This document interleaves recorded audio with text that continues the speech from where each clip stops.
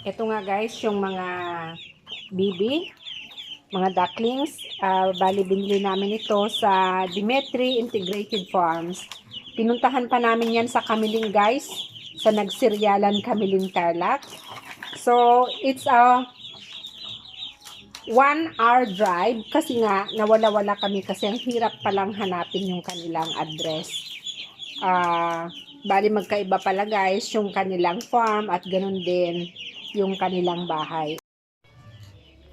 Ito guys yung ginawa namin na kulungan ng aking mga alagang bibi. So ayan, kakarga na namin ang aming mga alaga. Ayan.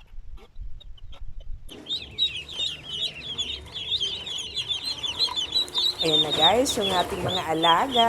O, diba? Ang cute nila. Bali, 50 heads yan guys. O, diba? So, ayan, naghanap na sila ng makakain.